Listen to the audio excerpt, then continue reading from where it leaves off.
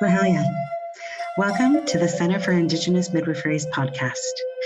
Our mission is strengthening community by honoring, supporting, and reclaiming Indigenous midwifery care and culturally centered family support.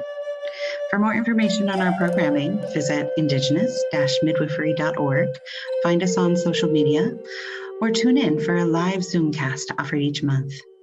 Thank you so much for listening. Hello, everyone.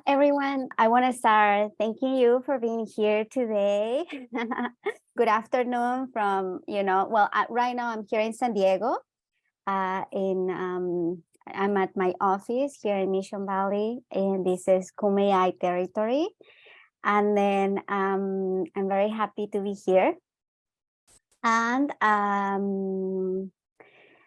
so it will be also good if you feel and you want to share in the chat, so we can go over that later, from where are you listening, or where are you at right now. That will be good. That way we can know like all the different places that are connecting right now.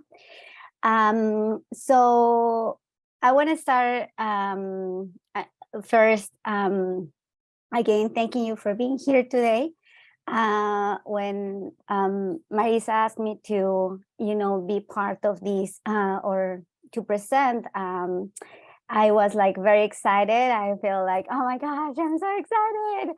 I have always admired the work that that the Center for Indigenous Midwifery have been doing, and I think it's very important to continue doing this work.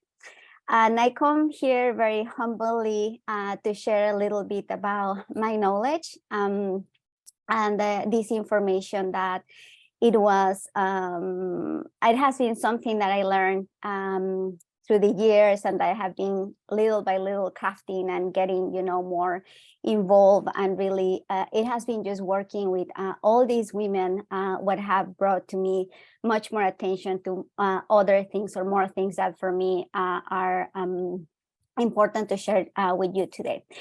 So when I decided to about the topic, one of the things that that I have seen more frequent here, it has been like problems in the uterus, and in our perspective related to coldness in the uterus. So, and this can be something new for you, or you can be familiar. But the idea is that we're gonna go over this information, and then so I'm gonna just, right now, start with my presentation. So just give me a second. I'm gonna go right here, and then. Could you introduce yourself real quick? Yeah, sorry. So, so my name is Metztli, and I'm childbirth educator, a traditional birth worker, and I'm a sobadora. I'm a mom, and then and I work, with women most of the time, with families too, and with babies sometimes. But that has been my work, for almost 20 years, or for basically since I'm 18 years old. I'm 38, so so it's 20 years, but professionally maybe since I'm 22. So but I'm gonna just I think I'm gonna go over the presentation, because actually right there I'm gonna explain a little bit more about it. So again, this presentation is about coldness in the uterus. We call this frialdad en la matriz. So this is me. I'm Metztli. My name is Metztli López Torres. My name means moon in Nahuatl. And so I'm very related to the moon since birth, basically. And this has been not only, for my name, but also because I'm really, affected by the moon. My mom say that since I'm a little girl, she can see how I was changing based on if it was full moon or, things like that. I didn't know this until later in life. but for me it's very significant that I'm, that my name is actually that, and that's the reason why the business of my name is Luna Mama. So it was more easy to think about like Metztli Mama. It could be a little bit difficult for some people, the pronunciation of my name, but Luna is kind of a word that we share around the world. A lot of countries, they understand that Luna is the moon, right? So so that's the reason why I choose that. But actually I choose this name because it's my name. So that's my name. It's Moon, or it means moon, and I'm a Mexican indigenous immigrant. I came here to the United States 9 years ago. And I just recently did all of these, like the DNA test and all of that, to look for the blood and all these, like the genetic information right there. And I basically have what most Mexicans have right now, which is mostly indigenous. I also have some European blood and some Black blood in like those are kind of, the threads that they found. And it's very, in Mexico, after decolonization, this became the most common mix among people. Right now, we're called Mexicans, but most of us, we have these three bloodlines right there. And then and I come from the Mesoamerican territory. So this is, I come from Veracruz, and this state, it has 12 indigenous groups. And then I come from the region where is the Nahuatl Totonaca indigenous people. They come from there, or they live there still. But right now, many of us, due to colonization and, all this process that we all know, we lost our language, most of us, or what we say costumbres, or, like the way that we understand the world, and the way that we have our life is still very indigenous in many, many, many ways. So I want to stop saying that Mesoamerica is not all Mexico. So Mesoamerica starts from the center of the country of Mexico. So it could be, we will say, like the Purépecha territory, like that all of those states, and it goes all the way down to Central America. So it's not only Mexico. So and this is important for me to explain, because what I'm going to talk right now is mostly shared in Mesoamerica. In all of these, not only in Mexico, but in Central America also, there is this idea of coldness the same way. And this is because before the colonization, all these big region from the center of Mexico, the country, what is right now, it was like a mega region that share. They were sharing their traditions, they were sharing their crafts, they were, like, it was like they migrate to all of these areas too, right? So people, Nahua people, they migrate to all the way to Honduras. And then, like, it's like a big, if we can think, like a big river of, like people that were moving up and down. And then even when the language could be different, but they share among them their knowledge. And that's the reason why many of us, we share many things. It's kind of very similar. For example, people that they can be from Yucatan, which is the peninsula of Mexico, the last part of, like the country. And that actually is Mayan people. They can share many things very similar to the people from Central Mexico, right? From the country. So, and it's because all this region was all the time interacting and sharing. So, and then there is a different region that like the desert, right? The desert that is shared with the south of what now it is United States. So that's a different region. And so my knowledge, my tradition, my people, it doesn't come from the north of Mexico. It comes from the center to the south of Mexico. And that's my knowledge. So I want to just state this very clear, because sometimes when we're talking or thinking about indigenous, we tend to kind of think like all indigenous are the same, and we are, you know, like that we have the same traditions and things like that. And I think that's the reason why these type of sharings are so important, because we can find things that are similar among us, but also we can find things that are different. And because we also are different too, right? So we can, you know, the way that we, our clothes, the way that we, the language, the way that we eat, the way that, you know, things like that can be different even among this area. So then, so this is, you know, I wanted to just stop a little bit talking about from where it comes, from where I come from, and, you know, like all of this, because this is important, again, just to,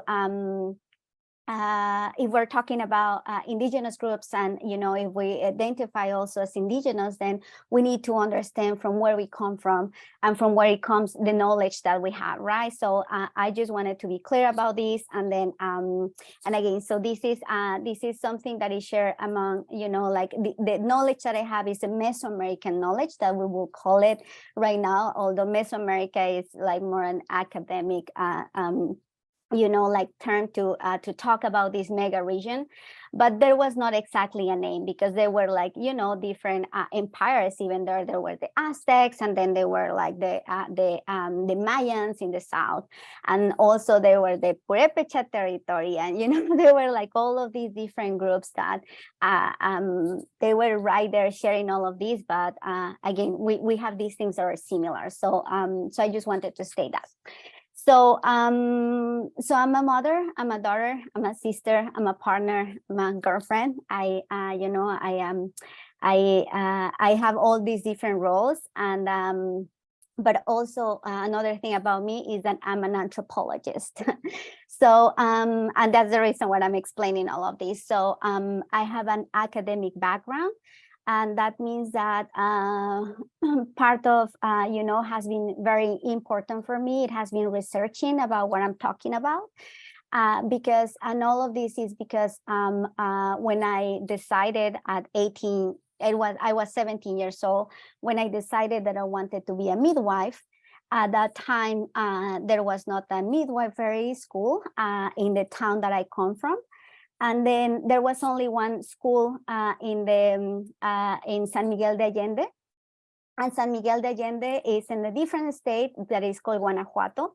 And that's very far from my state. So if I wanted to be like a midwife, like a professional midwife, we will say, I will have to live there. And then at that time I became a mother. And then I didn't want it to leave my child, because that was the only option. When I remember that I give them a call at that time, and I asked, hey, can I take my baby with me if I go to study there to the school and all of that? And they told me that no, that most women, what they do is that they leave their children to become a midwife. So for me, that wasn't an option. I didn't plan it to leave my baby to become a midwife. So when I was like 18, that was my time to decide, you know, like kind of what I will do. I decided that the best that I could do was study study something that will related in some way approach me to the knowledge that I wanted, and I will do midwifery, traditional midwifery. So that will mean that I will learn from traditional midwives. I will not go to school, to a formal school, to become a midwife. I will learn from traditional midwives at the same time that I will do like kind of the academic thing, to have kind of this paper saying that I was, you know, something, because at that time and still today, traditional midwifery is still not very recognized in Mexico. So so then I wanted to have like a paper that say that, you know, I study something that can give me like a background in something. And then that's the reason why I decided to do these two. And then and that's the way that I learned to be or to do the things that I do right now. So so in and then in this process, well, you traditional midwives and in Mexico, they are not only midwives, they, I mean, in the sense that it's understood here in the United States, I will say. I mean, they're definitely they specialize in women's health, and in that case in Mexico, it's about babies, and it's about they become kind of curanderas. So this is, you know, healers.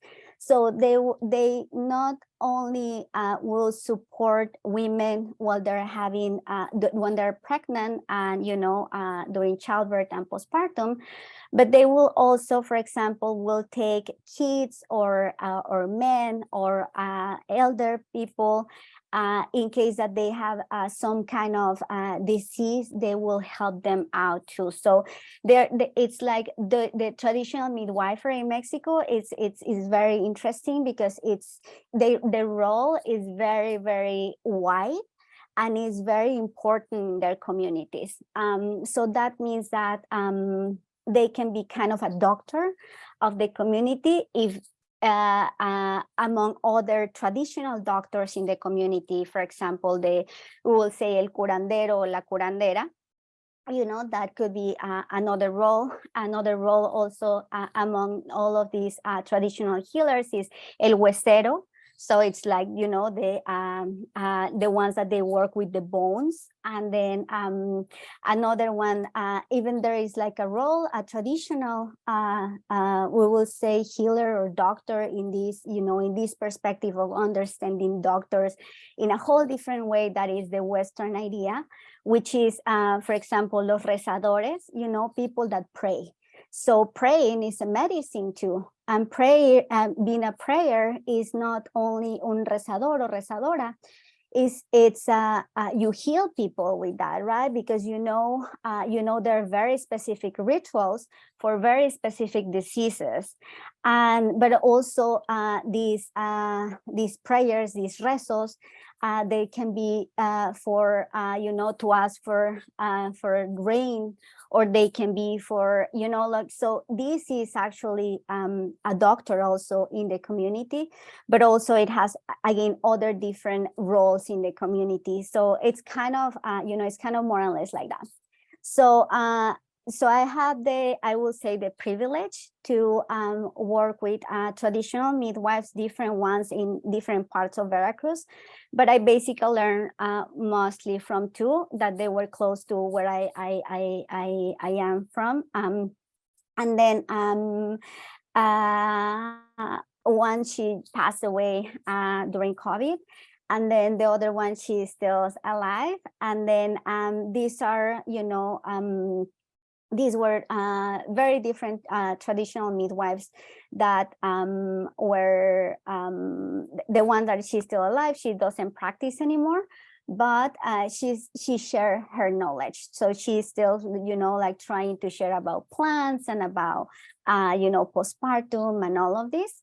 And then the other midwife that I learned from, she didn't teach anybody. It was more like an apprentice where you just go talk with them. You tell them your intentions, that you want to learn to be a midwife, and they can take you in, but you basically are there helping. So you are just, you know, like helping from many different things, like from bringing the, you know, like the things that she may need to really support, you know, when she tells you to do it. So there is no like this thing of you need to pass A, B, C, and, you know, like things like that.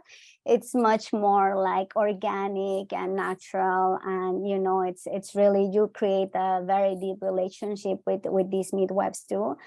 and you love them, they love them too, they love you too, and then and you help them out, right?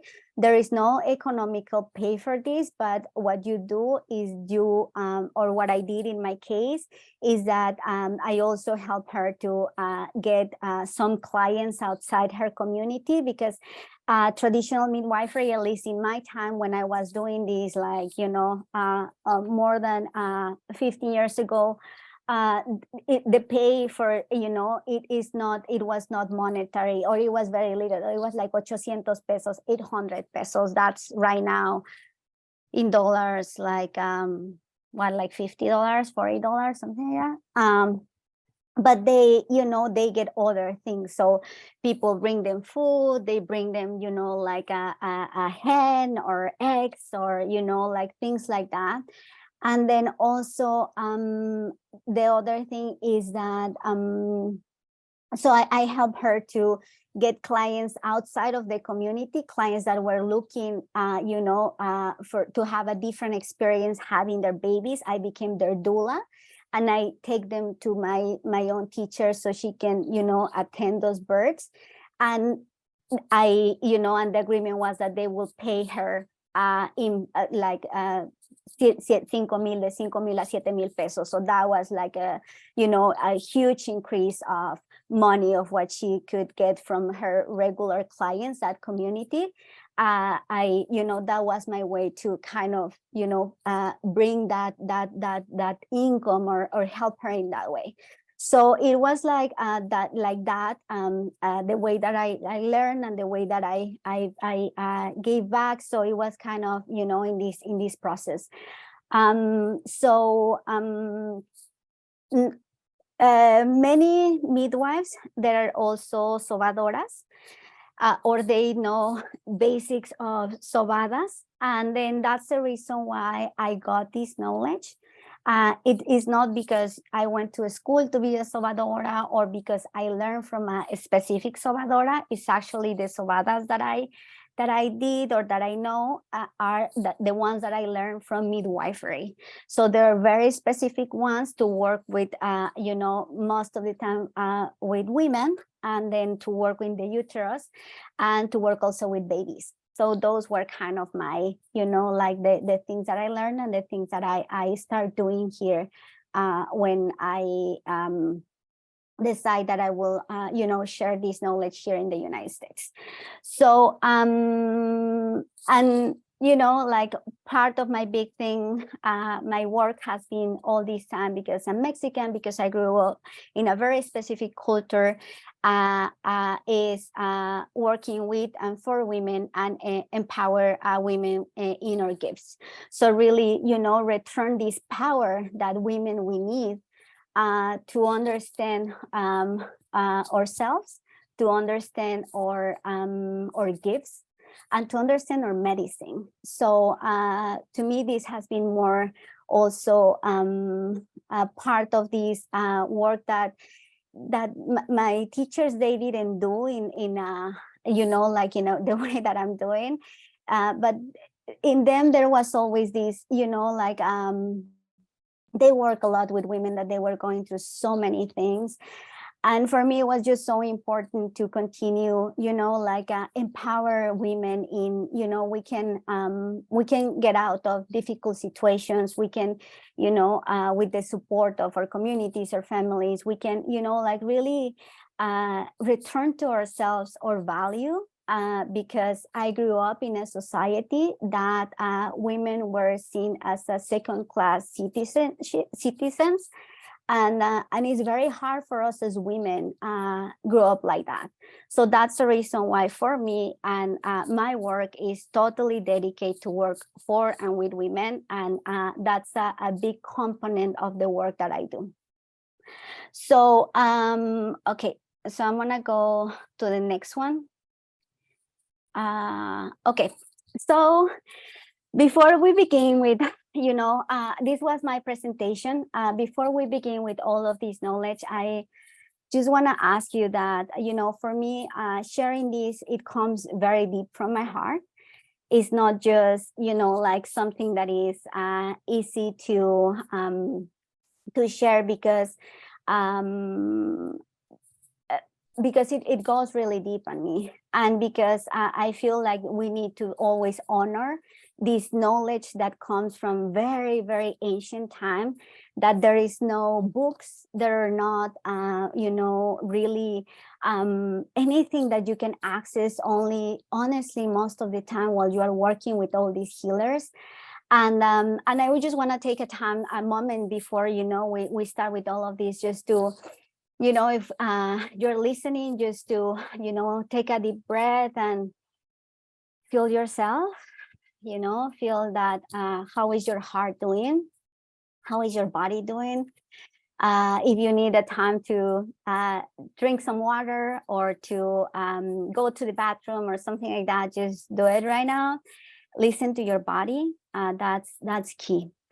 And really just to take the time to be centered, not only in our bodies, but to really understand that in our bodies, we have our soul and our spirit. And we are beings that when we are sharing, we are not sharing words, we are sharing energy. And that's what I'm sharing with you right now. And that I would love that you understand that what I'm about to give you is that. So I really hope that this goes well in your heart, that you can take my words in a sweet way, because I'm gonna try to do it like that, but also in a way that you can reflect about your reality and about the things that are happening in your body or in other women's body while they're going through this process, and that we are here to help each other. So for me, that's key. As women, as sisterhood, we need to help each other, because that's the only way that we are going to continue in this reality. And that's something that I learned from my own teachers, from one of these maestras, una partera, one of these midwives. When it was very significant for me, when she was sharing her knowledge, one day she just said, you have to remember that whatever you do, you are going to do for love to other women. And to me, that was like, like that arrow that went directly to my heart and my soul. And I was like, yes, I mean, if I'm going to do this, I'm going to do it for love. So, and from there is that I'm sharing right now this with you. It comes from my heart. So I'm gonna use this. I'm gonna try to explain this kind of in two different words and worlds. So one is the Western physical, like part, but the other one is gonna be the spiritual one, which for me is as important as the other one, because they are all the time like this. They balance each other.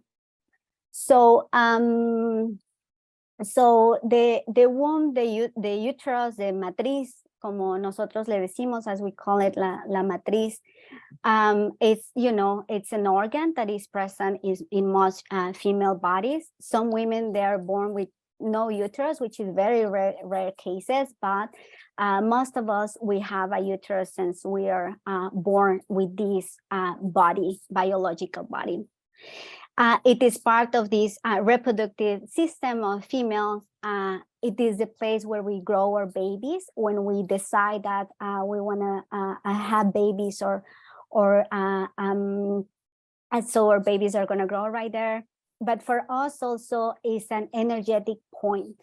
So it's like this, it's like this biological part, but also is our energy. So in our understanding, in this traditional perspective of these midwives, and the way that I understand that myself, is like it's also energy. So it gives us this energy to basically guide us and to live in this world in a very specific way. So our womb is it's a connection with the past and the future. So it's a connection with the past, because as many of you know, we are formed, this egg that was formed of what we, like became this human that we are right now. It was in our, in our grandmother body when she was pregnant with our own mother. So basically, we're talking about already 3 generations right there, and we are the 3rd one that is connected right there. But if we go back to that, there are other 3, another 3, another 3. So we come from a very, very, very long line. And those memories, they live right there. They live right there. That is called right now epigenetic, right? So we have those memories inside us. So that connects us to our past, and that's the reason why we can return there to the past too, when we learn to work with the womb in this way. But also it will connect us to the future in the case that we have children. Whatever is happening right now in our life and whatever is happening during our pregnancies is going to go also to that future, of our children. And if we have a daughter, then is going to be, like that she has these eggs right there also. It's going to go like that for granddaughters, and it's just going to go all the way like that too. So this is a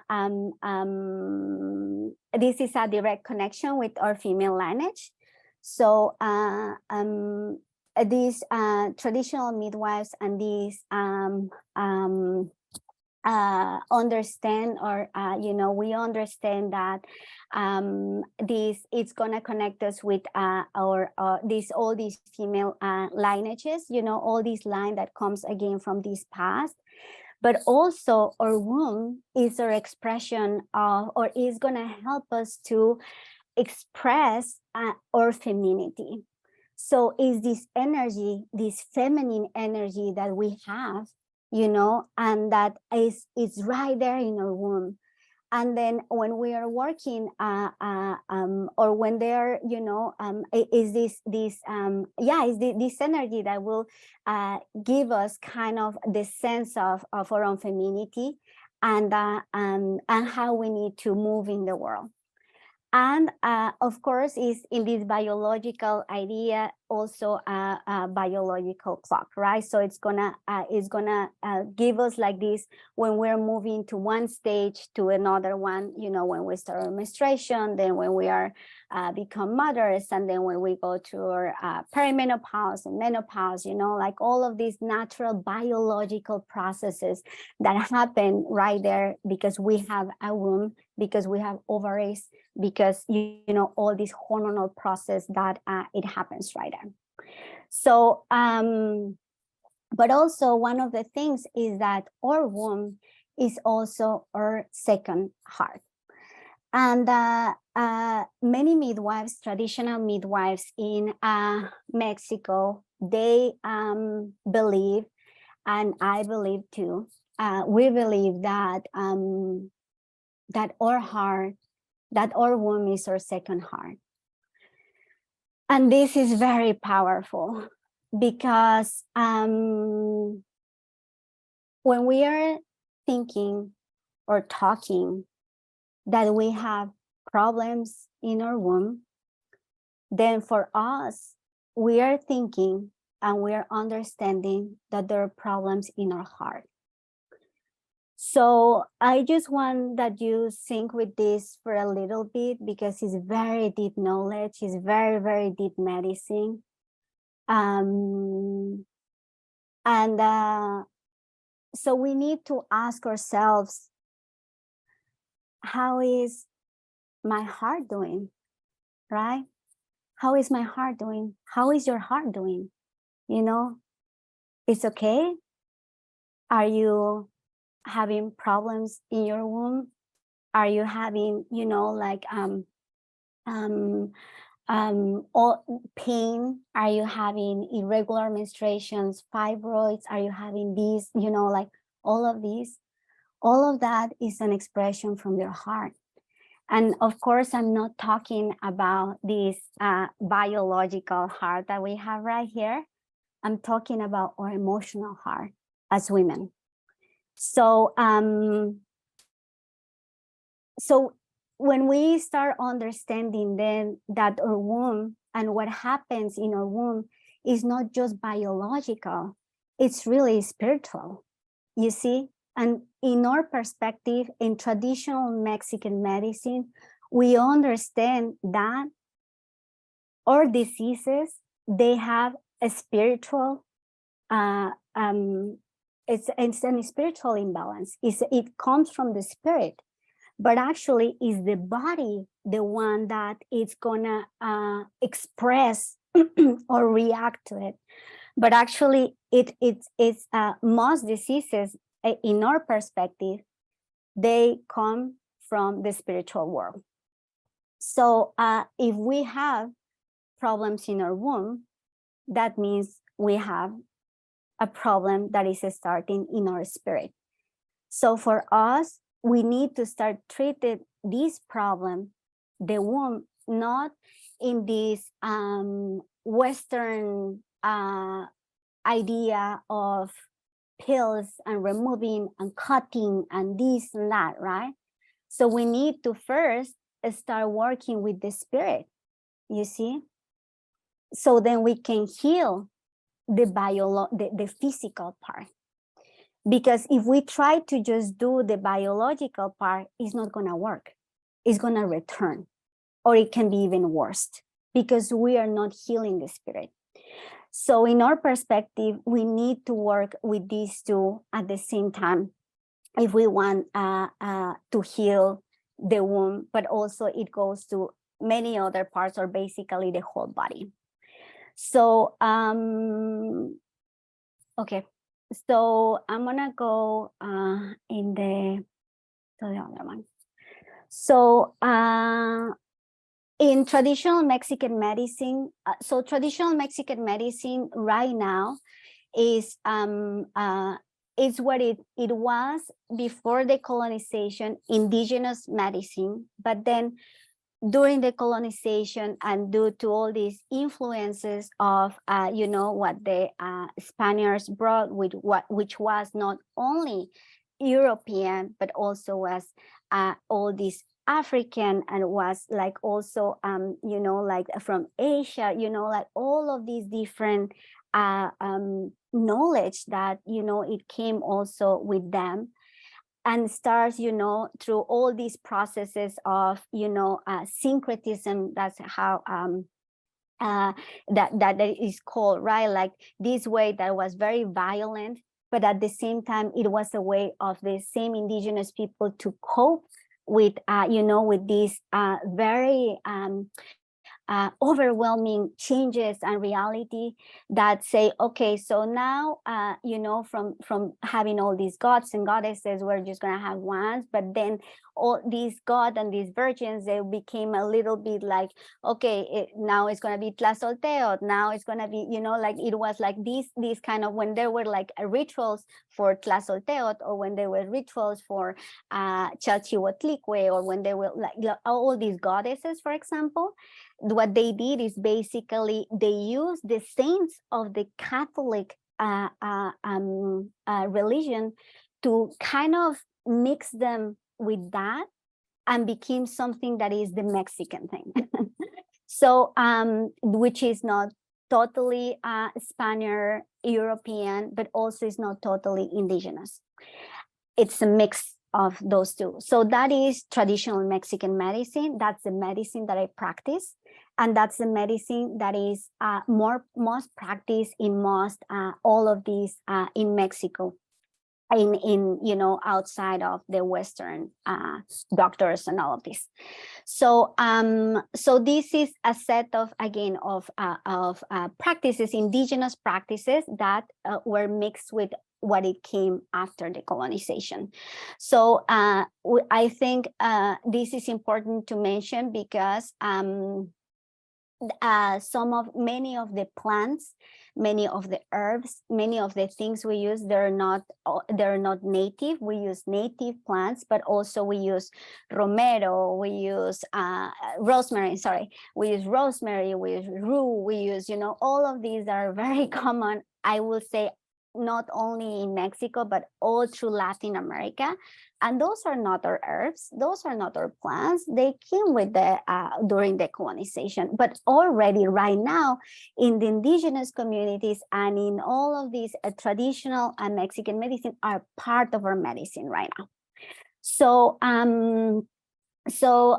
some of the main points of this traditional Mexican medicine is that we understand that our health, being a healthy person, or to understand health, it's going to be in three parts. This is going to have the body, it's going to have the spirit, and it's going to have nature. So we need a balance between these three different spheres to have health.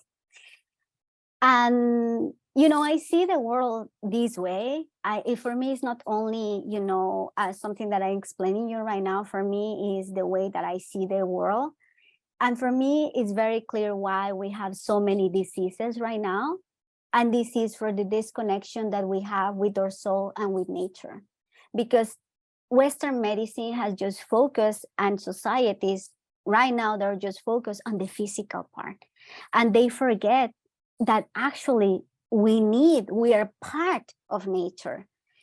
And also that we have a spirit, and nature has a spirit too. We all have spirits, and we are sharing all the time this energy. So then when we are just focused on the uterus, for example, as an organ, we then are missing a big part of this big picture of our health. And that's the reason why it's so hard to get healthy, right? So then these three spheres, again, are not separate. They are the same. I'm part of nature. Nature is part of me. We all have spirit. So all of these energies are moving together all the time. And that's the reason for us, we know that what is happening right now to nature is what is affecting our health. And that's the reason why we have all these diseases too, because we are, we are overusing, overexploiting, we're doing all of this to nature, but we are nature. So that's the reason why we are like this. We are suffering all these diseases, right? So it's just everything is connected. So so one of the things that are, that are important, that is part of this component of traditional Mexican medicine, is a dualism. So in our perspective, there are two energies that they're moving all the time together. And this energy is the masculine and the feminine. And in between these two, there is a big, rainbow of things, but there are two main ones. So we see the world all the time with these two energies, masculine and feminine. We basically divide the world like in that way. And there needs to be a balance. So for example, in my case, I'm a woman. I have my female energy is stronger, but I also have a male energy that is not that strong, right? So that's the reason, for some people, we can see that they can have more other energy that is more masculine and their feminine is, lower, and things like that. So it kind of is something that we don't choose. It's something that is just gifted when we're born. And that's the way that we understand. So it's just like these energies that they're moving all the time and that they're complementing each other. So, and when we are, it's basically this balance also, it's important to have this balance to understand ourselves and to understand what's happening in us. So I'm gonna go to the next one. So just a little bit about explaining more about these this dualism as that we see the world all the time, right? So this dualism, this masculine and feminine, also it goes in many, many, many layers. So for example, we understand then there is the frío, that we say cold, and the caliente, which is the warm, right? So these two energies, frío y caliente, cold and warm, they work together too. And they balance each other. They need to be balanced in the world and in us to have health.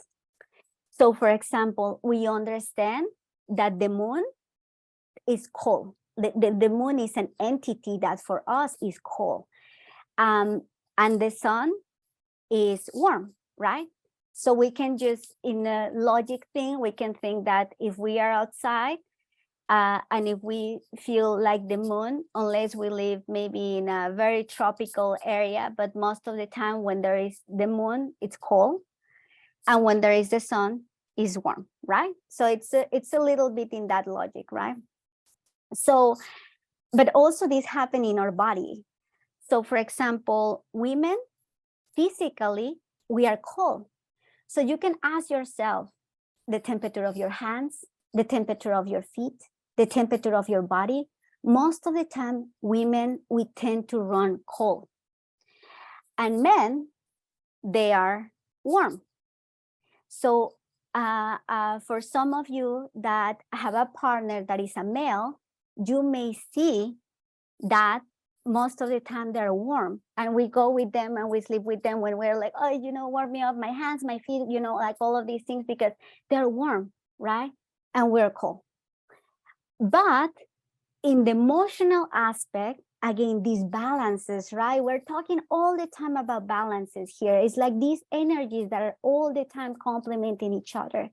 But men, emotionally, they're more cold, right? They have a little bit more hard time to connect, to empathic, to all of this, because they're built different in our perspective for this energy that these have, this masculine energy that makes them be like this. And for us, then for women, we are more warm, right? So we're more mothers, more warming, more vente acá, mijita, you know, more like in this loving, you know, empathic, more in this, so emotionally, that's right. So that's our balance. We're cold most of the time in our body, but we are warm in our emotions, and with the men is the other one, right? So it just, that's the balance. In this thing, there is also wet, you know, cold, wet, it's cold, so wetness. So if we think about, for example, our vagina, it's this, there is this moisture, there is this wetness, and this is cold. And men, they're dry. If we think about their penis, it's dry, right? So we are wet and they're dry. So it's this combination of these two, right? Like it's this balance again. There is night and there is day, there is earth, there is the sky, and you know, it just goes like that all the time. So we see the world all the time in these dualisms that they're complementing each other, and they make some mixes and some matches and, you know, things like that. But when there is an imbalance in these ones, then what happens is that our body tends to have disease. So then we need to bring back that balance in the in that body, in that person, in that soul. So then in that spirit, so then it can, you know, it can have this health. So traditional Mexican medicine is based on this, in hot and in this dualism, and in hot and I mean in cold and warm. So it's like, you know, so for us, when we are, for example, I will put an example that has to be with, you know, with during childbirth. So for us, we understand childbirth as a cold event in our life. So the work of the midwife, the traditional midwife, el rol de la partera, is bring heat to that, right? So then there is going to be balance, because this is, if we give cold to that woman, like here, for example, that they give ice chips and, you know, all those kind of things, it causes an imbalance. And that imbalance, it creates a cascade of problems. So we need to make sure that this woman, what she is having this baby, she's warm. That's the big part of, the things that the midwife is going to make sure in traditional Mexican midwifery, in this tradition, that we want them warm, right? Because if they get too cold, in our perspective, they can die. And then, and this could happen during childbirth, but during postpartum, that is the big thing. So, because we need to make sure that during postpartum, we're going to bring, because this woman was in this cold event, that all her main canals of energy open to bring, this baby, coldness, el aire, the air, it came inside her, this cold air. So during postpartum, we need to make sure to remove this coldness from her body. So we're going to keep her warm. We're going to make a nest, a cocoon for her, so she can return to herself, to her warmness again. And in our perspective, for example, a woman that is not well cared during postpartum, because she has this coldness, is when it's going to bring all of these, like postpartum depression, is going to bring problems breastfeeding her baby, is going to bring, all of these things, because there is way too much coldness. And then we need to bring this is the window to bring that heat. So, so just an example, so you can understand how we understand all of this. Good. So then, so how the uterus get cold? So I have to start saying that the same way that we understand that everything moves in this dualism, in cold and warm, the same happen with our organs. So our organ, or this organ, or the womb, this organ, but also this energetic point, this part of our body is warm. And when it's cold, then it comes the disease. It's an imbalance. So how the uterus get cold? So most of the time, our uterus is gonna get cold through food. So food is medicine for us. So it's not just, a thing that is gonna give fuel to your body and nutrients. And I mean, yes, it's gonna give all of that. But honestly, our food is our medicine, right? Our food is the way that is gonna help to keep that balance in the body. So then if we are eating too much cold stuff, that in our perspective also food is cold and warm and things like that, so then it's gonna bring this coldness in the body, and then it's gonna cause disease. So for example, if we are eating if we're having in the morning a lot of cold like smoothies or iced coffee, like I see here that all over the place, like women drinking like an iced coffee from Starbucks at 7 a.m. I like want to kill myself when I see that, because I'm like, her uterus, right? It's just like that heat that is happening, right? That heat that uterus needs, that we need to continue bringing that heat there. We are basically pouring this ice coldness right there. We're, like, we're going against the nature of this organ. So then emotions. So emotions also, they can be warm and they can be cold.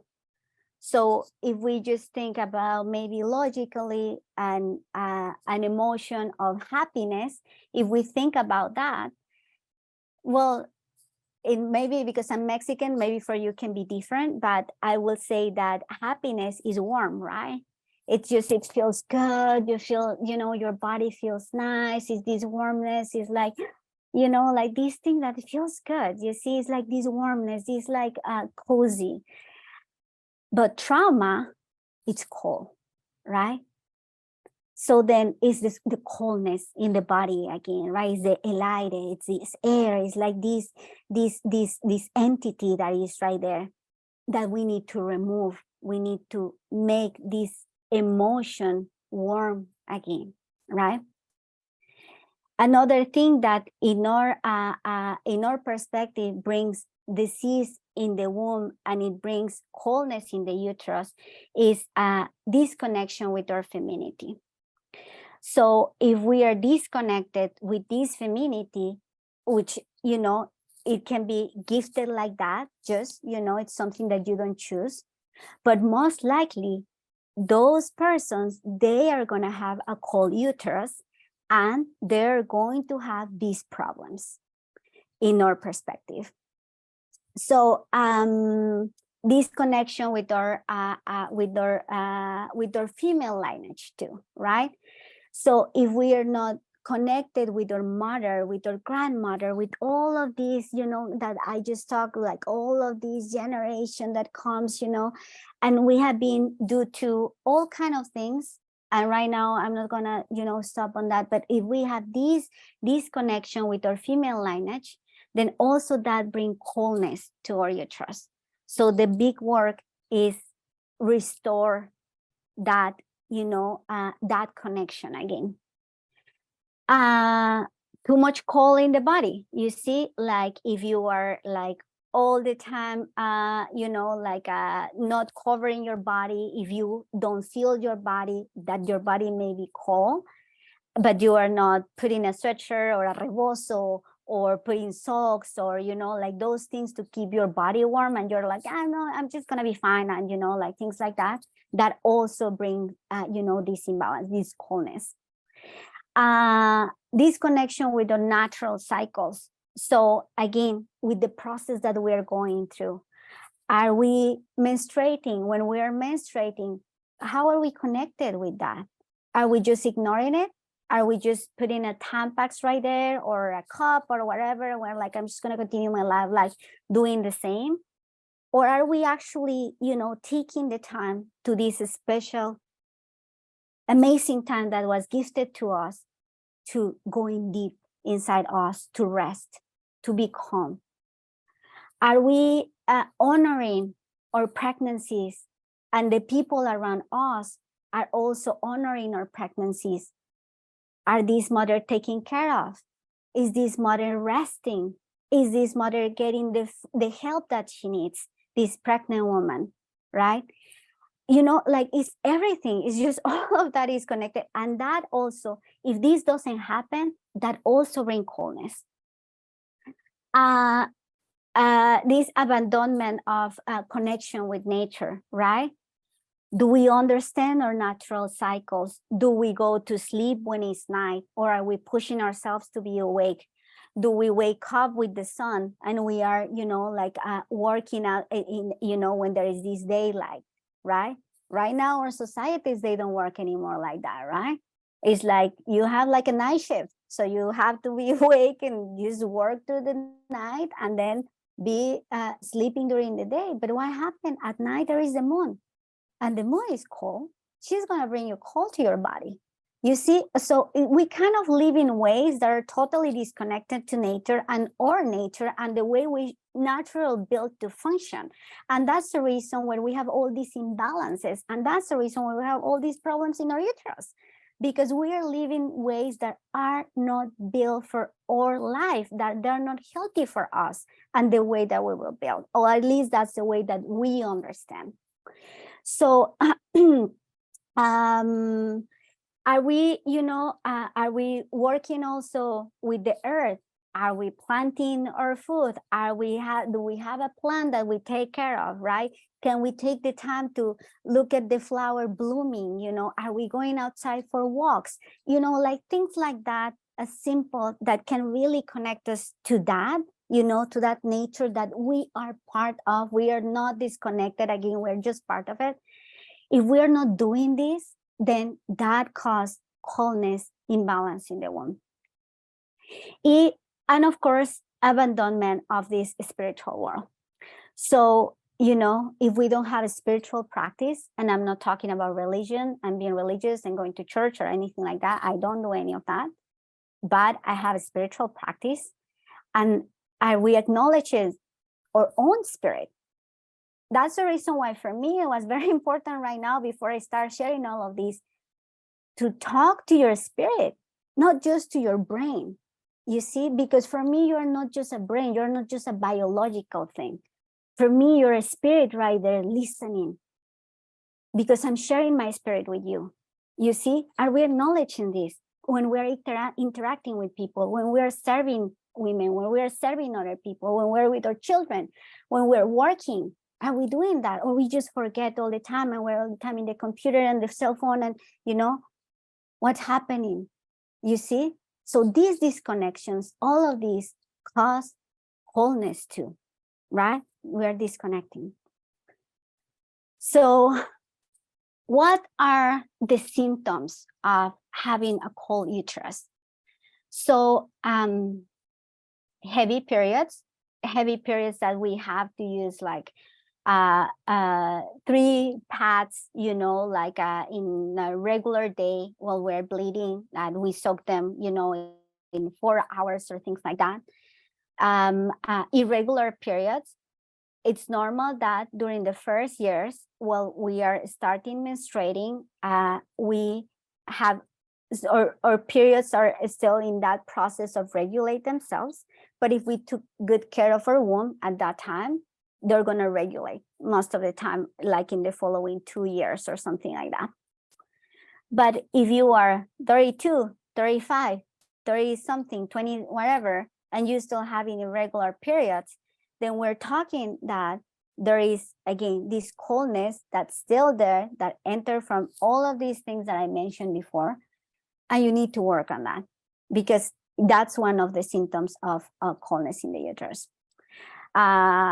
I don't know if I wrote this like correctly, like uterus fibromas, or we say that in Spanish, fibromas, but sorry, I think I put it there, and then now that I'm reading, I just forget to check how it says that in English. But you know, fibroids, right? Like it's this, you have any of these like growing in your uterus, PCOS, infertility, miscarriages, endometriosis, you know.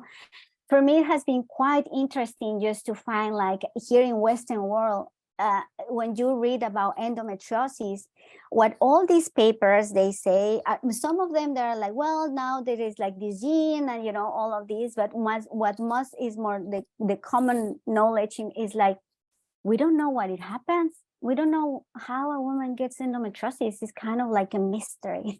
It's not a mystery. It's coldness. It's coldness because all of this is happening, because we are disconnected from all of this process, because we have trauma, because we are not, you know, we're not living the way that we need to live. Because most of the time, in my case, what I can tell you, as someone that has been working with women for 20 years, you know, as a, you know, with those women in Mexico, with women here in the United States, sexual abuse, women with endometriosis, it's just totally related. Is that trauma, is that coldness, is that trauma that's still right there that we need to work. We need to take that out, because then it's growing, it's just going right there in the uterus, in that energy, or female energy, or main energy is just like poisoning right there. You see, it's just like so, you know, so connected for me. It just makes so much sense. Not for everybody, right? I'm not saying this is for everybody, but this, it's something that I have seen quite often, quite often, and more, right? So the symptoms of this coldness it's basically many things that are happening right there in the uterus. And basically the work that I have to do are, you know, like the people that we do this work, and we, from this perspective, is understanding those roots, from where it comes, where all of those lines. Is the diet, or is only the diet and trauma, or is just the trauma and the disconnection with the female lineage, or is the disconnection with female lineage plus not a spiritual practice plus no connection to nature? You know, it's just like it. So we need to go So it's not something that you learn, honestly, easy. It takes years and years and years to really understand this, to really change your chip in your brain, to start seeing the world this way that I see it. And these were like traditional Mexican doctors, healers. We see the world, you see, because it's just everything is related like that. Okay. So how we are going from having this, like this uterus that has disease, to this beautiful garden, to this uterus that is healthy, blooming, that is, has this warmness, you see, that allows the growing, that allows the good growing, that allows the good feeling, that allows the heart to be happy, right? How we're going to do that? So we understand, first thing, there is not a quick, easy fix for this. So if you came here, or if you think that I'm going to tell you, you're going to take a pill and you're going to drink these herbs and you're going to do this and that and everything is going to be fine, I'm sorry to tell you, the medicine that we practice, it doesn't work that way. It takes time, it takes effort, it takes a lot of, putting yourself to heal and to do a lot of changes in your life to fix this in this way. Of course, there is the option of going to the doctor and they're going to give you the birth control pill, and they're going to, in 20 years, they're going to tell you, we need to do a hysterectomy because, for what you want, your uterus right there, this doesn't work, and, they don't fix anything because you're still very traumatized, because you're still very cold, because you're still not eating correctly, because you still not have a spiritual practice, because you're still not connected to nature, you see? So it's just, what we teach, what we show, what we try to make people understand is that there are other ways to live, and that there are other ways to heal not only your body, but your spirit, you see, to really live in this feeling good with yourself, feeling good in your heart, feeling good in your body, you see? We can do that. That was the practice of our ancestors.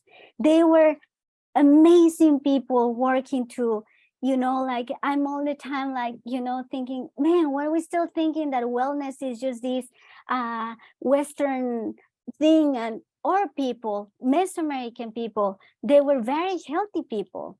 When the Spaniards, they arrived here, they couldn't believe that the expectation of life was higher than them.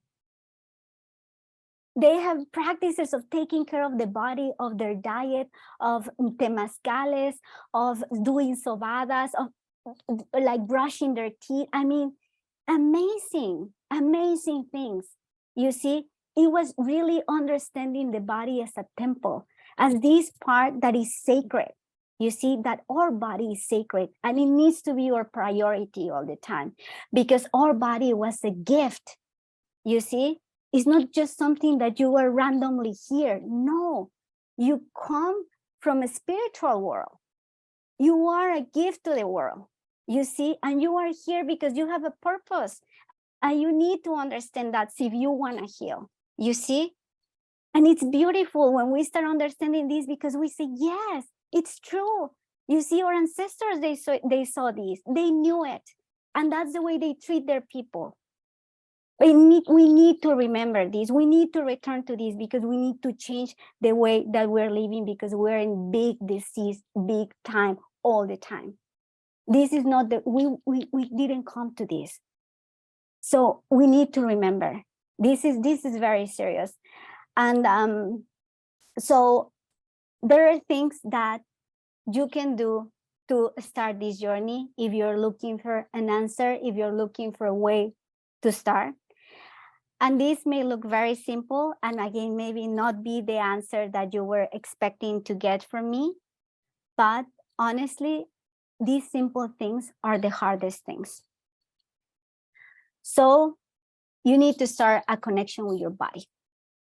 You need to start feeling your body, being aware of your body. It's something in pain. Are you tired? Are you thirsty? what your body needs. Listen to that. You see, your body is giving you that information all the time, but we lost this connection, right? So we need to rebuild those bridges. That's what the Sobada does too, right? So it brings that back, this in a physical way, someone else helping you to make that connection, like boom, right away, right? But if you don't go to a sobadora, it's okay. You don't need to. You just need to be aware of your body, of your needs, and take care of those needs that your body is telling you that needs. Meditation is a great way to do it. If you feel like, you don't know how to do it, meditation, you can find many things on internet about how to meditate, that could be something that you can start if you don't have this practice. It's really good. Remove all cold food from your diet. So I'm talking seriously. Maybe you don't have to stop eating that ice cream, or maybe you don't have to stop having that smoothie, but if you're gonna have any cold food, it needs to be after 12 p.m.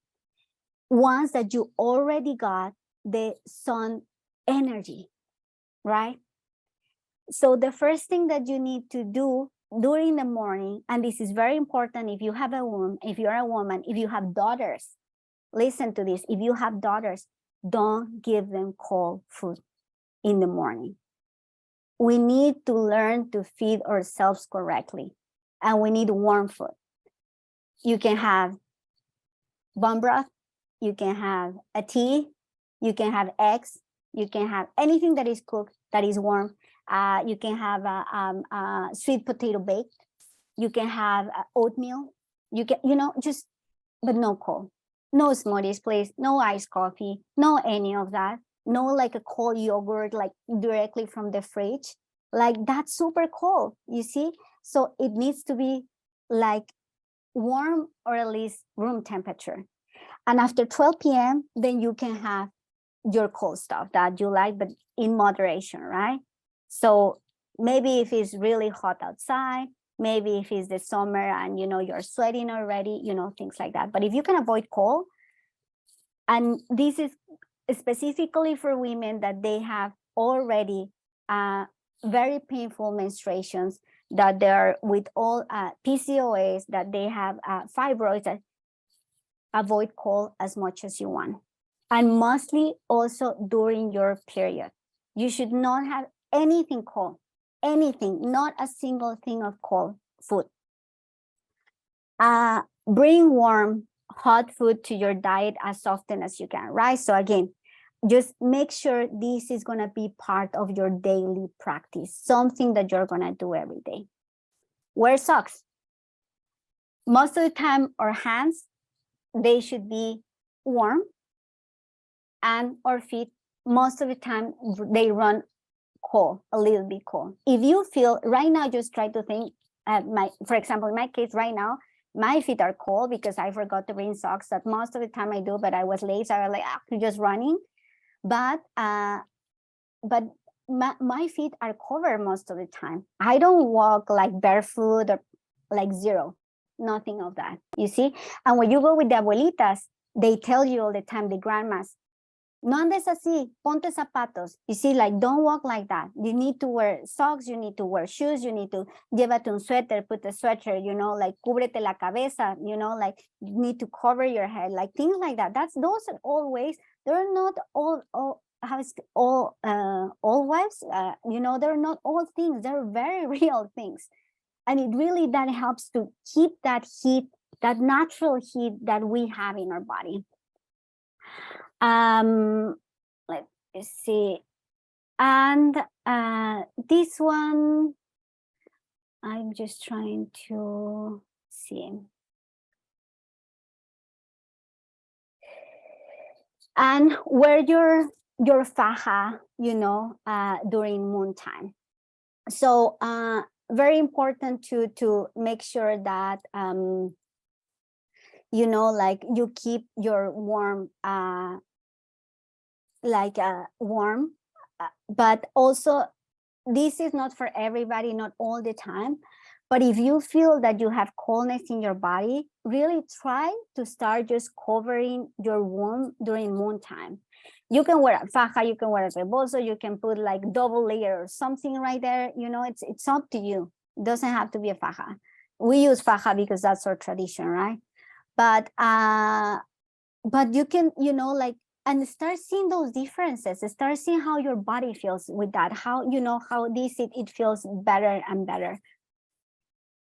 Once that you start using the support that gives you, the, you know, how you feel like it's like a hug right there, and you feel like, I don't know, it's a whole thing, you know, like when you start having this care of your womb and really being aware of what it means and why you have to take care of it, it really changed many things in your life, and the awareness that you have in your body and how your uterus, the health of your uterus, it really changed, because I have done that in myself, and I can just tell you big differences. It's amazing. Let me just check. And then some herbs that will support your womb. If you're thinking about drinking teas, if you're thinking about, you know, like what teas are going to help you, you know, to, if you feel like you have a cold uterus, what is going to help you to bring that heat? Cinnamon, that's one of the ones that we drink all the time, right? I love cinnamon tea, and then just, it really brings, it feels just so shooting, and, you know, it's really amazing. Ginger, raspberry leaf, jarrow is one of those medicines that we use a lot for women specifically, you know, during postpartum is one of the herbs that are more used, that we give to you know, to a postpartum mom. Rosemary, cacao, thyme, muicle, dandelion, milk thistle, cannabis. Cannabis is a medicine for us. It has been forever a medicine for us. This is our, and what I'm saying this, because these herbs, again, because we understand the world like is divided in warm and cold, and some herbs are warm and some herbs are cold. So these, the quality, the spiritual quality, energetical quality of these herbs are warm. So then that means that they are gonna help you to bring heat to your body, because they are warm herbs for us. And that's it. So this is me with my baby. I'm wearing my faja. She was already 2 months old, I think so. And then and we wear a faja for, you know, during la cuarentena and more, and I still wearing my faja like a lot. But these are, you know, were some of the things that I wanted to share today with you. I know we have some time for, you know, some questions and, you know, things like that. And I would like just right now to give you the chance to talk, if this is possible, or just we can go over the, you know, like I'm going to stop the share. So I think what I, just to be a little bit more organized, I think what I would like just to do is just go over like the comments in the beginning, and just, you know, from where you know, like joining us. And so it's Seattle, Virginia, from Orange County, New York, okay, Los Angeles. Okay, and there is about the presentation. Okay, good. Okay.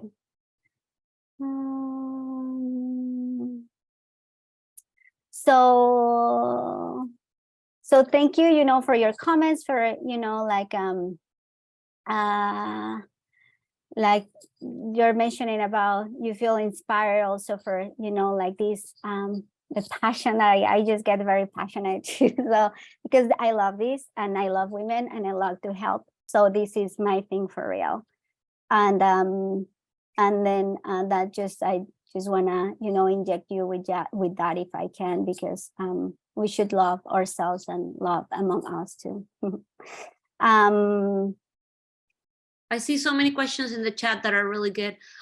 Before we get to this, I wanted to just like to share a story, because I was thinking about everything that you were talking about, and I always think about a midwife that I met in Morelos one time, and she was telling me a birth story, and she was telling me, yeah, I went to this person's house and I checked her, and I was like, what do you mean you check her? Did you give her a vaginal exam? She was like, no, of course not. I touched her hand and she was cold. You cannot give birth when you're cold. So I gave her some herbs so she would get warmed up. And so I resonated a lot with what you're talking about. And I was wondering, like, it's just so different to depending on where you're at. So like, I spent some time in Veracruz last year. It was so hot. And then over here where I live in the Pacific Northwest, I feel like it's like the constant struggle with coldness. And I was wondering if there might be some regions where there is a particular emphasis on like preserving the cold, or if it's just or seasons, like different seasons, both seasons of life or seasons of the year, where it might be more important, or if it is always something that you have to pay attention to, because I imagine that if you are in a very hot area in a very hot season, it might be harder to stay away from the cold. Yeah, no, totally. And it's just like that. It depends pretty much about the region. So again, this is about the balance, right? So we want to make sure that wherever this woman needs, it's like what we are going to focus. In my case, I come from the mountains, so I'm come from the cold area. And that's the reason why, for us is bringing this heat to the, to this postpartum, to this mom that was in childbirth. It was just so important, right? And that's most of the time with the midwives that I work, they were from the region, and we're from, like the mountains is more cold, things like that. So that was very specific. But again, this can be applied, this traditional Mexican knowledge and this thing about the balance between the cold and the warm to any place. So if it's too hot, then because the outside is hot, because the mom is very hot, because, so we're not going to bring cold, but we need to make sure that she is not overheat. So because definitely for us, like cold is you can use it in very specific situations, but not during childbirth. It's like something that maybe, you can give maybe like water that can be a little bit cold, but you're not going to put a woman in a cold shower, for example, right? So that's something that you are not going to do when a woman is having a baby, or during postpartum, even when it's hot. Like they're not going to take. That's the reason. Well, we're talking also about indigenous communities where sometimes there is no running water. The only way where is going to shower in the river or taking water from the river. So that's the reason why during La Cuarentena, actually the only bath that women get is the temazcal, which is a hot bath, a hot session. It's with the steam and all of this, it's really again bringing that heat in the body. But if there is no hot water, they will not shower the woman or anything like that, right? So so definitely it changes in regions. And then and again, in this is, in my experience, it was like that because I come from the mountains, so that it's cold. So then we need to just keep this, but it can change. And it the seasons can be very different depending on like the regions and all of this. I know that in places where there is a lot of heat, for example, So women, they're not gonna be, they can be, for example, with a fan. It's like, you know, and maybe it's this, like these differences that we don't have AC, right? So you're not gonna put an AC in a, even if it's hot outside, what you use is a fan, but actually when it's very hot, a fan is just giving, you know, some air, but also it's not, you know, it's not gonna cool off your body that much. So again, it's continue having this heat. You just want a little bit of running air, but not really putting cold in the body, even when it's very hot outside.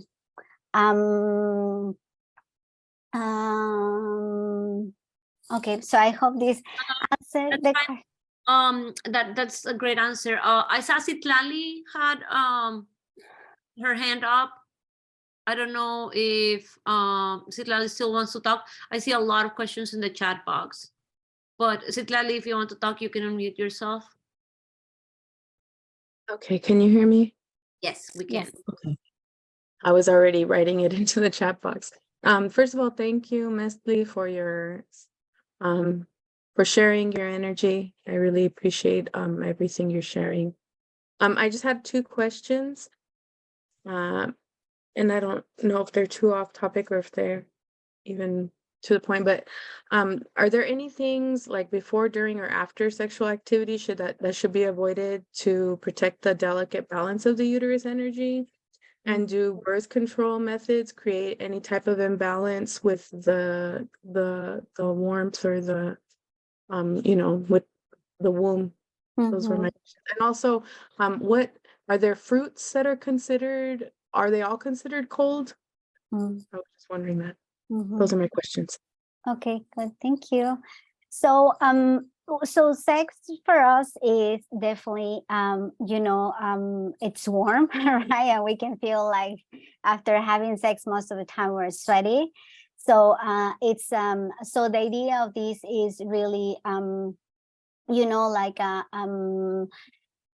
there is no like this idea of, again, taking like a cold shower after this or anything like that. It's just letting really the body let cool off by itself. Sperm is warm, so basically it needs to be warm to make a baby in our perspective, right? A man that has cold sperms or that has too much coldness is gonna cause an imbalance that also can bring infertility in men, same as in women. So so the idea is that really just you know, to keep that that same balance. There is nothing, I mean, the body's just gonna kind of cool off by itself, and then it shouldn't be any problem related to it. There can be problems with more related to other things that is not cold and warm. Can be, you know, like emotional things, and then it depends of the motion. If the motion is cold or warm, then that can bring an imbalance. So it just gets a little bit more tricky, you see, because it's like all of this about traditional Mexican medicine is very deep and very, you know, like it goes very complex in so many layers. But about birth control, I will say, you know, there barbasco, that it's actually the natural route that these big pharma went to indigenous regions in Mexico to learn how, because it's the peel, it comes from that plant. So then this root, and then it's called barbasco. And then they found out, because that's what, you know, all of these people do. They go to indigenous communities to steal the knowledge, to hacer patentes, to patent that, that, and became now knowledge of, you know, all of these corporations. And then, so indigenous groups, they have always had ways of using plants for birth control method, and these were related also to the quality of the plant. But right now, we are using these birth control methods are not natural. They're not, you know, they're not natural. So then what happened is that, yeah, they bring an imbalance, that's for sure. Like, and I'm sorry to say this, and, you know, I'm a feminist, like big time, But really what we have been doing is just like not helpful in many ways. Actually, we have been disconnecting women from our own bodies and our cycles because we are continue allowing a patriarchal system to, you know, like manipulate. And that's not the way. I mean, we really need to change that if we want our health back. You see, it's not about just make it easy, because it doesn't make easy for us. We're not having children, but we're getting sick. Like, what's the point then? You see, it's just like, this is not the way. The way that we're having, you know, like doing all of this, that these societies are working is just like anti-natura, and it's against our nature. And yeah, they bring imbalances, they bring coldness, that's for sure, because it's something totally synthetic, artificial in the body to manipulate hormones that they're not helpful. So if you can stay away from them, please do. That's the best thing that you can do. Learn to work with your body, learn to work with your partner. That's what we need to work to, because this is an equal relationship. That's what we need to work toward. You see, like really having this to understand, to take responsibility of our bodies in that way too, because we even that has been taken from us.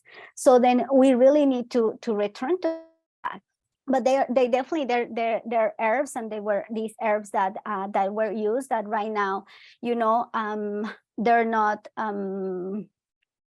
used anymore even in those communities. And then but it was about the quality of the herb. So I'm not like, you know, most of the time, and for the women that when we were working, you know, the midwife was working with them, it was more about, you know, taking some really strong herbs, like bitter herbs, because that one's, you know, for the quality that bitter herbs are most of the time cold, but also they will help or will stop, you know, like the pregnancy, or overheat the body, in a sense that also it will cause, you know, not the continued developing of the fetus, or, you know. So so there were always these options. So it was just, or take a very strong rue and cinnamon, you know, like tea, after, you know, if you don't want to get pregnant, and you know that you can get pregnant during that time, you know, your ovulation, and then and bring your body a lot of heat. So you kind of basically need to imbalance that, you know, that natural. So then that imbalance is not going to allow the fecundation, you know, of the sperm and the egg.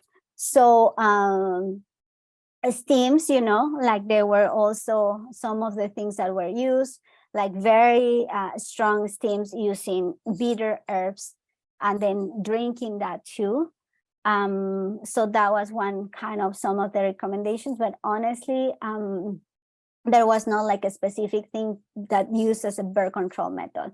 It was more like kind of in those emergencies, and it was more, you know, like part of the work. It was to understand when you get pregnant, when, you know, like the thing also is that the midwives, traditional midwives, is not just a talk. I mean, they had a very specific role that they can talk also with the partners, you know, and say, hey, during this time, you know, if she's gonna get pregnant, can you, and they have big talks with them. They like, they los regañan. I mean, like, they're like, you know, saying, can you have it? I mean, can you support another child? And your conditions of that? And they're like, no, and they're like, okay, well, so then in that case, don't do that to her, you see, because you're causing a problem. She's gonna get sick, and, you know, so they, you know, it's a whole different way. That's the thing, that is a different way. So right now we're very far from that, and we cannot do it exactly the same. We need to find ways to work with that right now in this society that we are at this time. And then so yes, let me see. So I think that those were the questions. I'm sorry. It's okay. I see Sorina asked if you take students. So I do just my workshops. I personally not, I'm in that process of doing that. I'm still done. I haven't, thought about really how I'm gonna do it.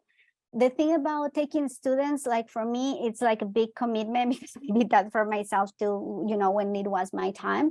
And then it's not just like something that is online or things like that. It really built a relationship. So it's just, like there has to be many things for me to take a student or even me feel ready to do it.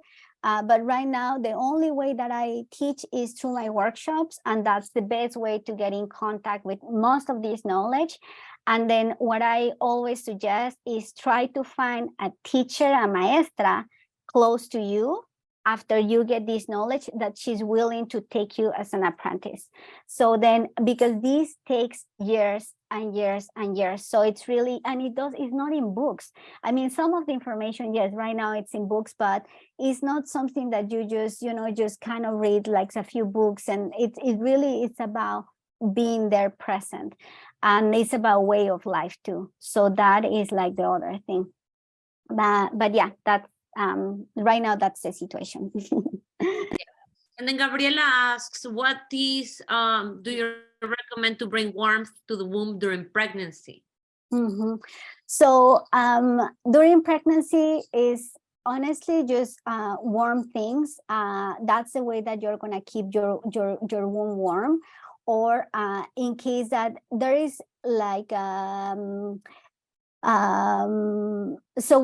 so we need to know actually if the uterus is cold during pregnancy. One of the things though is that in pregnancy, it's in our logic, the womb cannot be cold, because if the womb is cold, it cannot get pregnant. So actually, if this woman is pregnant, that means that her womb has some warmness to have this, but she may have any other things, right? She may have even the fibroids, or she may have trauma, or all of these things. So there are other ways to do it, but not with herbs. So it's just, you need to, it's more body work. It's more about, the food that she's eating. It's more about that way, but I will not say herbs specific, like for bring heat to the body, to the womb during pregnancy.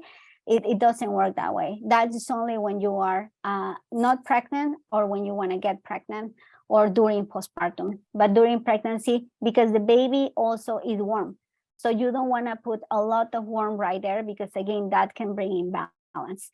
And herbs can be very warm too. So that's the reason why you need to treat it in a different way. And then Anna is asking, what foods do you recommend for a partera midwife myself when I am at a long birth supporting, or in the middle of the night at a birth, things to keep my body warm, and types of foods you would recommend? Cacao. Cacao, one of the best ones that we can use as birth workers to keep ourselves warm and alert. So you can drink like a cacao with water, like kind of the Mexican style.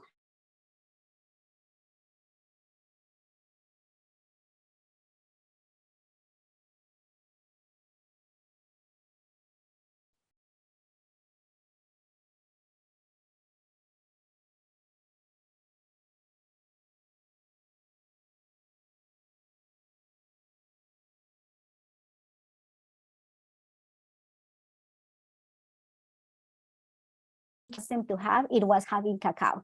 So then we can make chocolate to drink, and then that will be for her and for me too. So and if you need, like you can have also like the cinnamon tea that also keeps you warm. And then that's a good one too, because it just, you're gonna feel also very alert. But I will say cacao, that will be the big medicine for you as someone that is supporting. And you can add some sugar if you want, or some like brown sugar, or you can just drink it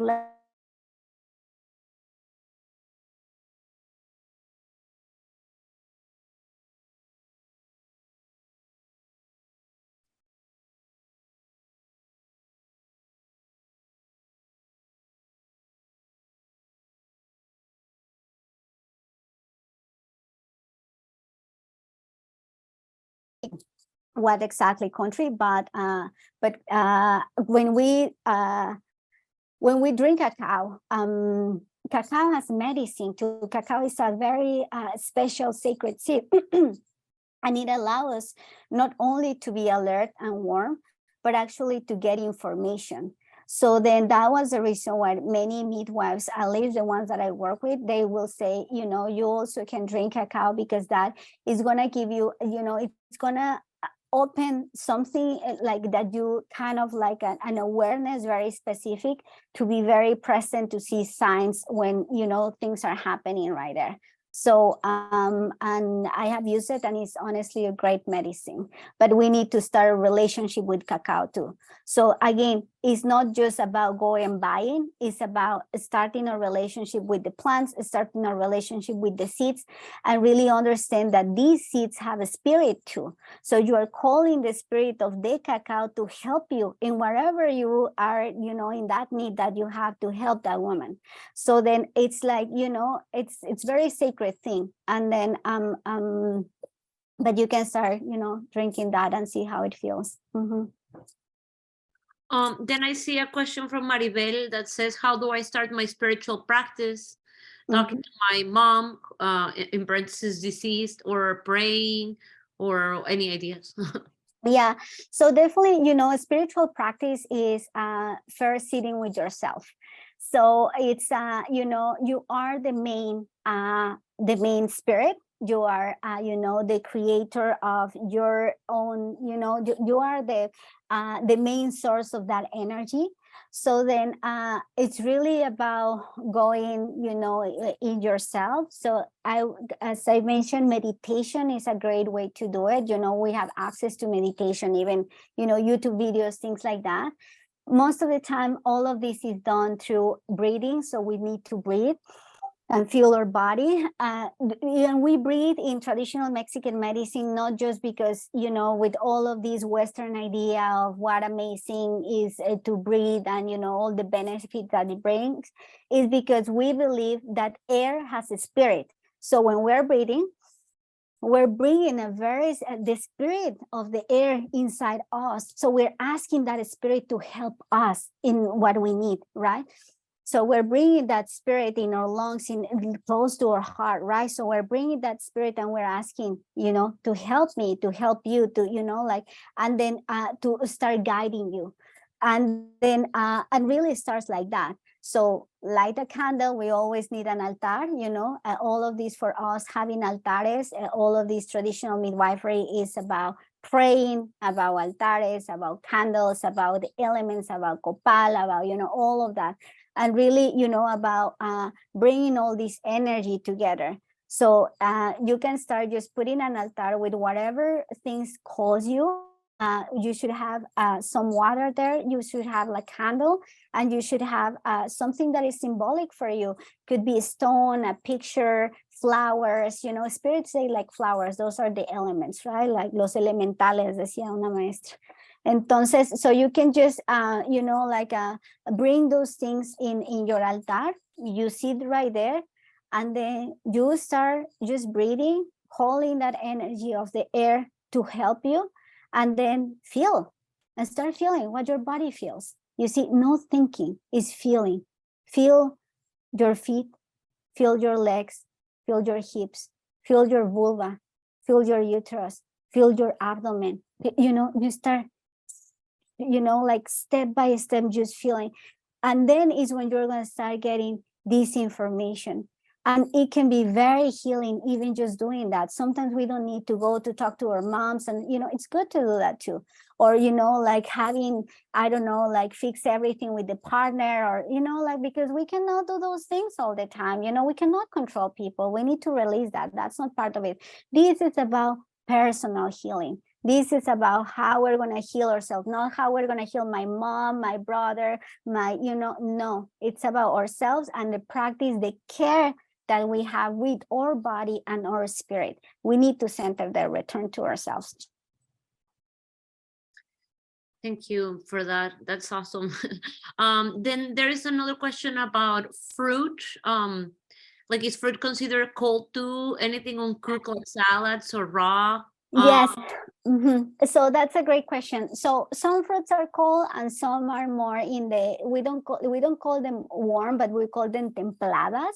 That means that they're not cold or warm, but you know, they can be, you know.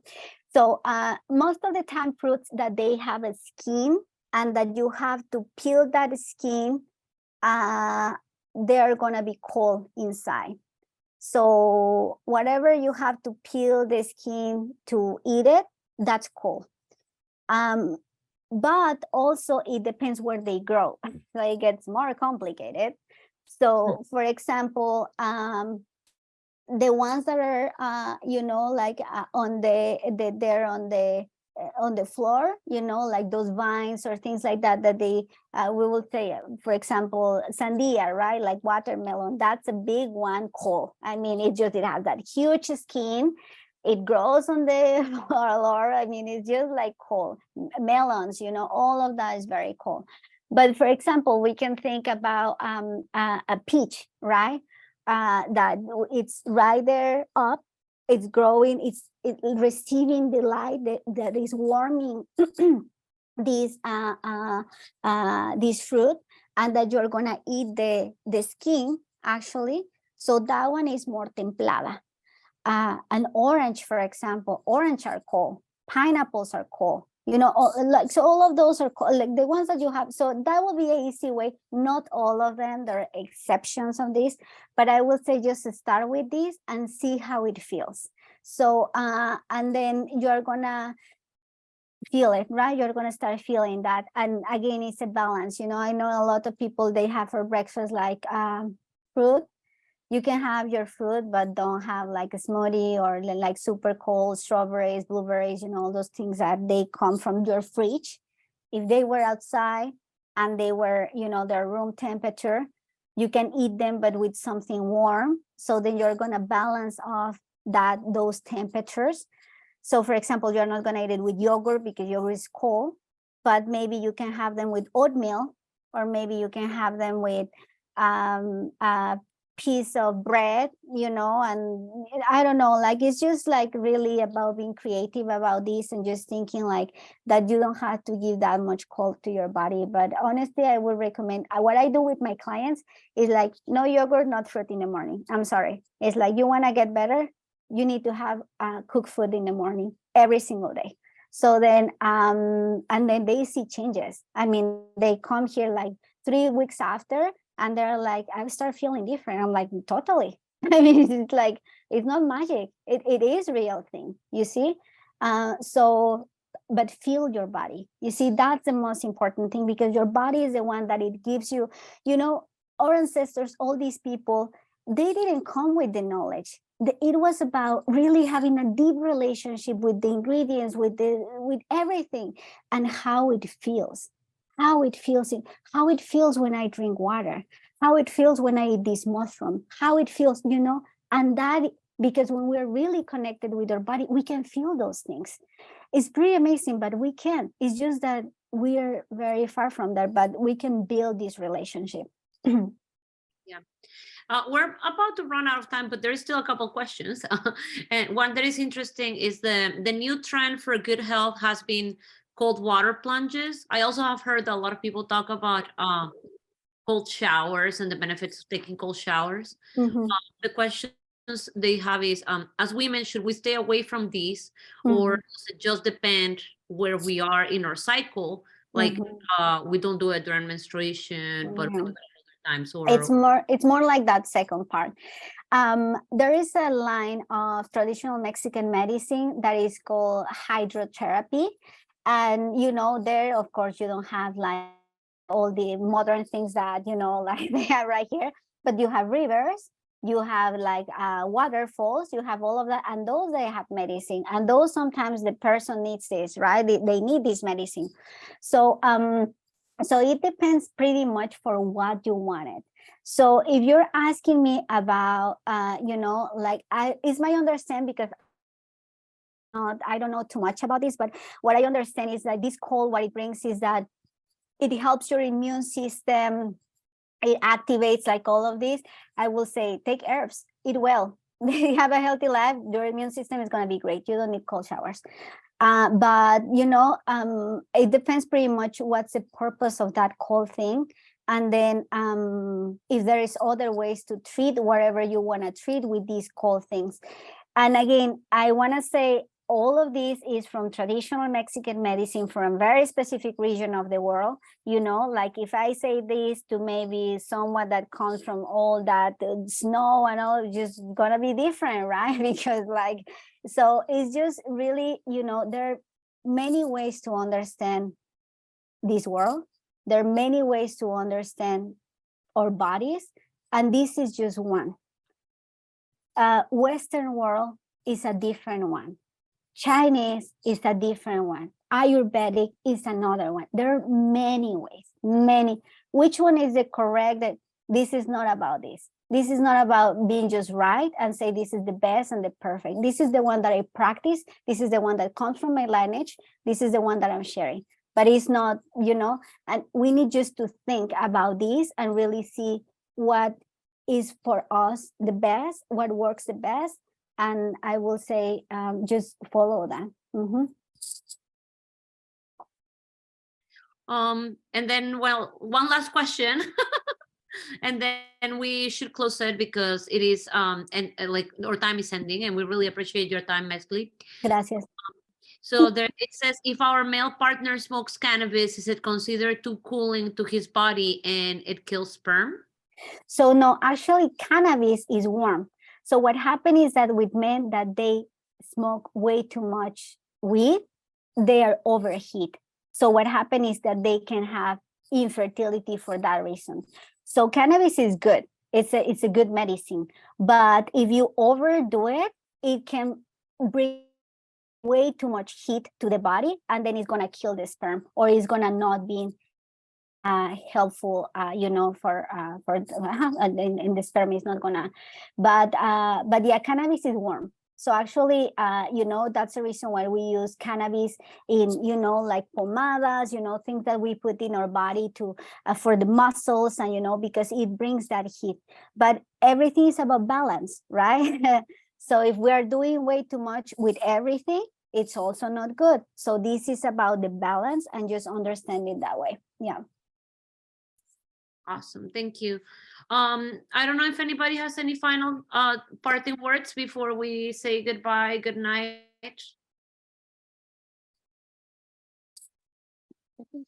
Muchas gracias, Metztli. It's always such an honor. Thank you. It's always such an honor to get to learn from you and to get to witness your passion. And thank you for lighting the fire in many of us, I'm sure. Thank you. Definitely my heart feels full. The fire in my heart feels fueled. And eres una inspiración completamente. And it's always a pleasure to get to hear you speak. So I can't wait to get to meet you in person. Thank you, sis. Gracias. Muchas gracias. Yeah, and the chat box, same thing. Thank you so much for your energía, so much wonderful and information, and lots of gratitude. Thank you. Thank you. Bye.